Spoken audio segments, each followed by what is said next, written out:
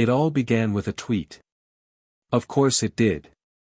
On a stormy Wednesday morning in Palm Beach, former President Donald Trump took to Truth Social with a blistering message aimed directly at Elon Musk. Elon is a fraud. His success is built on government subsidies and lies. If he keeps pushing his mouth into politics, I'll make sure Tesla feels it.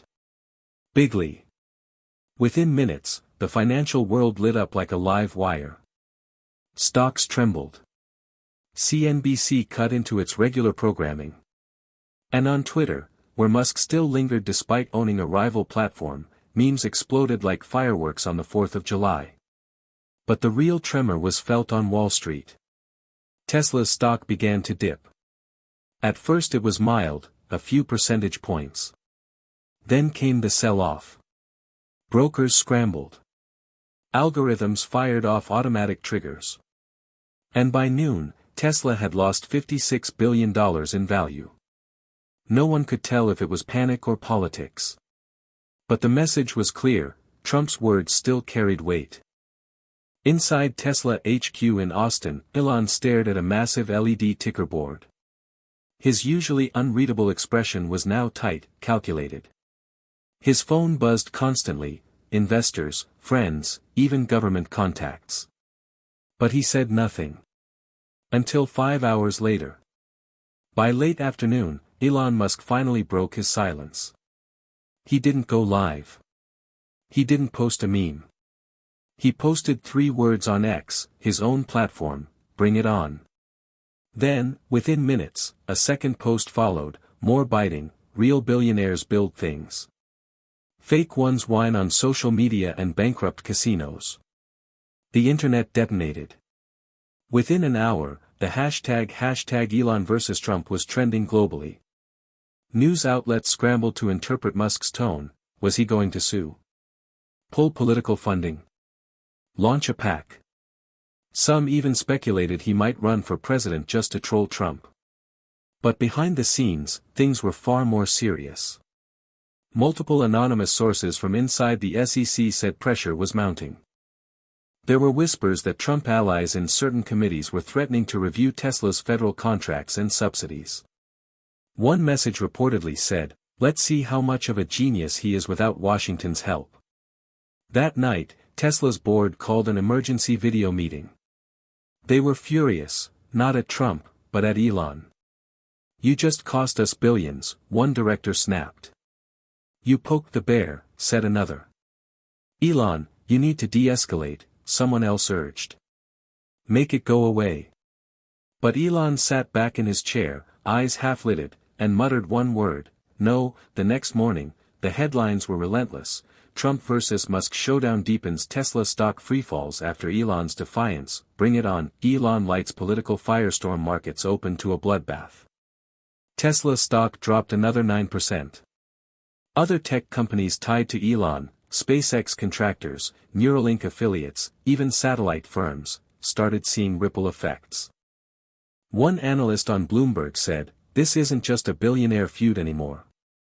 This is economic warfare." But while the media focused on Twitter drama, Elon was already 10 steps ahead. He convened a secret team, codename Polaris. Not just Tesla insiders, but former intelligence consultants, antitrust lawyers, and a data analytics firm known for tracking influence campaigns. Their goal wasn't revenge. It was to map who was pulling the strings behind Trump's attack.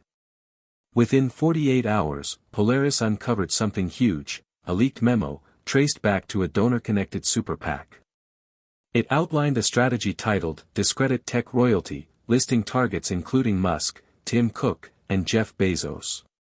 The memo described Musk as, politically vulnerable, reputation-reliant, erratic, destabilized with focused noise.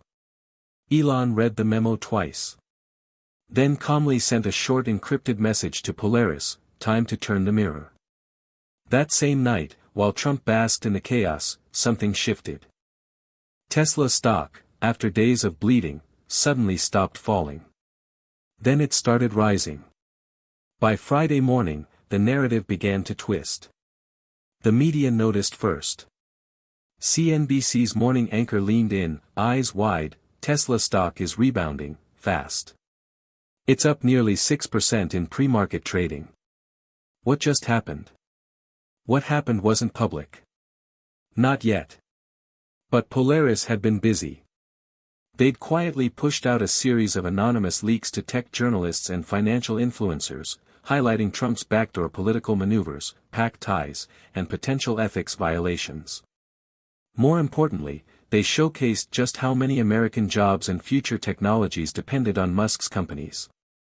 Suddenly, the story flipped. Instead of "Tech billionaire taunts Trump," the new headlines read, "Elon Musk under political attack despite leading U.S. innovation, SpaceX jobs at risk after Trump threatens Tesla, political retaliation could hurt U.S. auto market." Even some Republican lawmakers distanced themselves, warning that Trump's feud was damaging conservative credibility in the free market. Investors took notice. So did the Pentagon. A quiet internal memo from the Department of Defense, leaked to select insiders, read, "SpaceX is too strategically vital. The administration must remain neutral in ongoing public conflicts." That memo hit Bloomberg. Tesla's stock shot up 8% by mid-afternoon. On Truth Social, Trump tried to claim credit, "Tesla bounced because of me." You're welcome, Elon. But the damage was done. And behind the scenes, Elon wasn't finished. He had a plan. That evening, while cable pundits argued about who had the upper hand, Elon dropped something no one saw coming. At 7:14 p.m., he went live on X. No press release. No countdown. Just a direct stream, him alone, standing inside a Tesla factory. Behind him, robots welding, sparks flying, engineers hustling in the background. He looked straight into the camera and said, "I don't do politics. I build things. But when someone threatens the future of innovation, I respond." Then he unveiled Project Nova. A sweeping expansion plan, 3 new Tesla gigafactories, 1 in Texas, 1 in North Carolina, and a third in an economically struggling Midwest city he refused to name yet. Each one focused on battery tech, AI robotics, and EV accessibility. "We're going to create over 40,000 jobs in the next 3 years. And we're doing it without begging for federal favors." Boom. The live chat exploded. Investors lit up Reddit and Discord. Governors from several states started tweeting subtle hints, excited for what's coming. Big things ahead, but Elon wasn't done. At the end of the stream, he stared at the lens and added, "If someone wants to make me the villain for building the future, go ahead. Just remember who's actually building it." The next morning, Tesla stock didn't just recover, it surged past where it was before the crash. And inside Mar-a-Lago, Trump watched the screen in silence as a banner scrolled across Fox, "Tesla stock soars as Elon unveils job creation plan." GOP governors applaud. He tossed his phone onto the table and muttered, "He thinks he's smarter than me." But the fight wasn't over. While the media frothed over Tesla's miraculous rebound, back-channel meetings erupted in D.C. The RNC was in full panic mode. A private donor roundtable, held at a luxury hotel near Capitol Hill, turned tense. One donor, a logistics tycoon from Ohio, stood up and said, "We backed Trump for policy, not tantrums. He's tanking tech stocks and making enemies with billion-dollar job creators. If this keeps up, we lose independence. Period." A senior strategist leaned in and whispered, "Some of our biggest funders are quietly shifting toward Elon. They don't want to be seen on the wrong side of innovation." The shift was real. Meanwhile, Elon was in a closed-door meeting of his own, not with investors or media, but with a bipartisan group of governors and senators. The room was sealed. Phones locked. One senator asked him bluntly, "What's your endgame, Elon? Do you want to run?" Elon smiled faintly. "I want to keep building. But I'm not going to stand by while someone threatens what we're building just to feed their ego." Then he passed out a document. It was titled, "The Liberty Infrastructure Pact, a policy outline advocating private-public partnerships for green energy, AI regulation, EV expansion, and job training, all while limiting federal overreach. It was sharp, well-written, and surprisingly bipartisan. One governor muttered, "This is more coherent than anything coming out of Washington right now." Outside the room, political consultants started whispering the unthinkable: if Trump keeps burning bridges, Elon might not need to run to beat him. He could just out-influence him. But Trump wasn't about to let this slide. He had a speech scheduled in Arizona. And he was going off script. It was supposed to be a routine rally, Arizona, a loyal crowd, red hats everywhere, flags waving under the desert sun. But as Trump took the stage, his expression was different. Tighter. Meaner. He held no teleprompter. He leaned into the mic and growled, "There's a guy out there, you know who I'm talking about, who thinks just because he sells electric golf carts and launches overpriced bottle rockets, that he runs this country." The crowd jeered. Elon Musk is not a genius. He's a puppet. He gets your tax dollars, then tells you he's a rebel. Please. I know guys like him. They fold when it matters. Then came the kicker. You think I'm scared of a nerd with daddy's emerald money? I've built real empires, not tech bubbles. The crowd roared. But outside the rally bubble, the reaction was different. Live commentators raised eyebrows.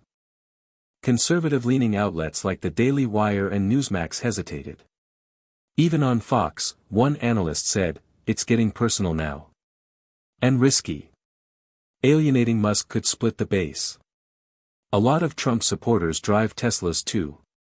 Meanwhile, on X, Elon posted a simple image, a chessboard. Trump's king had just been toppled. No caption. Just the visual. It went viral instantly.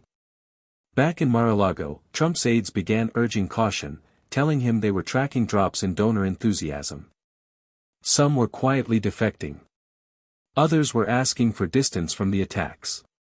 But Trump wasn't backing down. He had one last card to play. And it involved the Department of Justice. 2 days later, an anonymous leak sent shockwaves through Washington. A sealed federal inquiry had reportedly been opened into Tesla's international battery supply chain, quietly greenlit weeks ago, but now reignited. The timing? Suspiciously aligned with Trump's public feud. Reuters broke the story: federal probe into Tesla supply chain resurfaces, political pressure suspected. The article included a key quote from an insider: "This wasn't on the radar until recently. Someone made a call. It didn't come from the top of the DOJ, but it came from somewhere powerful." Social media exploded. The term, weaponized oversight, started trending. Elon hadn't commented yet, but Polaris had already mobilized. Within hours, independent journalists began unearthing inconsistencies in the inquiry's timeline. FOIA requests were filed. A former ethics officer from the DOJ posted, "If this probe was politically motivated, it's a direct threat to business neutrality in America." The stock market flinched but didn't crash. Tesla held steady, investors were no longer panicking. In fact, the DOJ leak backfired. Instead of hurting Elon, it painted him as a victim of political overreach. Even moderates began rallying behind him. One CNN anchor said, "Whether you love or hate Elon Musk, it's hard to ignore that he's being targeted in a way that feels personal and unprecedented." At Tesla HQ, Elon was silent for hours. Then he finally spoke. In a short, unexpected live stream, he addressed the camera with unnerving calm: "They're not investigating Tesla. They're trying to slow me down. I don't stop." He paused, then ended with a quiet threat: "And if they want to play in the dark, I invented the flashlight." The next day, Elon Musk did something no one expected: he turned the flashlight on. At 10:02 a.m., he released a thread on X titled, "What They Don't Want You to Know." The thread laid out a timeline, complete with redacted memos, internal emails from whistleblowers, and correspondence between lobbyists and political operatives linked to Trump's circle. It showed a coordinated effort to reignite old investigations against Tesla, threaten state-level contracts in swing states, discredit Elon's influence in the AI and energy sectors. The documents were real, verified almost instantly by neutral journalists. One excerpt included a line that read, "If Musk keeps building political capital, we have to undermine the brand, preferably through legal entanglements." Elon followed it up with a final message: "This isn't about me. It's about who really controls progress in this country." The impact was nuclear. Cable news broke away from pre-planned segments. Lawmakers, both Democrat and Republican, demanded answers. House oversight committees called for an emergency review of political interference in federal investigations. And Trump? He posted furiously on Truth Social, "Elon is a fraud. These are fake documents. Total fabrication. Deep state garbage." But the damage was done. Public opinion shifted, not just toward Elon, but against the idea that any one man, even a former president, could use government channels as a personal weapon. Musk's approval soared. Tesla stock surged again. And in a late-night emergency meeting at Mar-a-Lago, one of Trump's senior strategists gave it to him straight: he flipped it. "You tried to bury him. And he's walking out like the hero." Trump narrowed his eyes and muttered, "Not yet. I've got one shot left." Trump's one shot wasn't a speech or a lawsuit. It was something far more strategic and dangerous. 2 days after Elon's exposé went viral, a new headline appeared across major outlets: "Trump ally introduces bill to strip EV credits, Tesla hit first." Congressman Ray Walters, a loyalist from Florida, introduced legislation aimed at revoking federal tax incentives for electric vehicles, specifically citing abuse of public funds by certain corporations. Though the bill didn't name Tesla directly, everyone knew who it targeted. Trump reposted the headline on Truth Social with one line: "No more free rides for Elon." Wall Street trembled. But Elon didn't blink. Within hours, he live-streamed from a Tesla distribution center, not a studio, not a boardroom, flanked by line workers and delivery drivers. "You can take the credits. Take the politics. But you can't take this." He pointed to the crowd behind him, working-class Americans with real jobs. "We're still building. With or without them." Then he made a surprise announcement: Tesla would match any lost federal credit with a private rebate, out of pocket. The crowd erupted. Investors reeled. And in a shocking twist, a coalition of Republican governors, including ones closely aligned with Trump, issued a joint statement supporting Musk: "We support job creation, energy innovation, and private sector leadership. We stand behind Tesla's role in our states." Game. Set. Match. Overnight, the proposed bill lost momentum. Sponsors dropped off. Walters went silent. Even Trump's own advisors warned him the feud was costing him support in key battlegrounds. At Mar-a-Lago, the silence was thick. Then Trump, staring at the TV, finally sighed: "He didn't beat me with money. He beat me with momentum." And on X, Elon posted one final message: "I didn't crash. I recalibrated." Though the battle had ended in the public eye, its aftershocks were only just beginning. A month after Trump's failed legislative strike and Musk's triumphant rebound, something strange happened. Political candidates from both parties started referencing Elon in campaign speeches. Not to criticize him. To align with him. "We need leaders who build, not just bluster, like Musk," said one centrist Democrat in Ohio. "I may not agree with everything Elon says, but he's creating jobs. That's what matters," echoed a Republican Senate hopeful from Nevada. Meanwhile, back inside Tesla HQ, a quiet expansion was underway, not just in factories, but in influence. Elon's team launched a new initiative, CivicX, a think tank focused on tech policy, education, and infrastructure. Run by ex-lawmakers, engineers, and economists, its mission was simple: build smarter. Vote smarter. It wasn't a PAC. It wasn't a campaign. But it was power. And it spooked Washington more than 1,000 tweets ever could. As for Trump, he returned to his rallies, still loud, still defiant. But the crowds weren't quite the same. Some still cheered. Others looked at their phones, watching clips of Tesla's latest AI breakthrough. In a rare private moment, a former aide asked Trump, "Do you think you went too far?" Trump didn't answer. But that night, he posted no messages. And the next morning, Elon's new EV model sold out in under 19 minutes. Months later, long after the headlines faded and the market stabilized, the true impact of the Musk-Trump feud began to crystallize, not in tweets or stocks, but in public perception.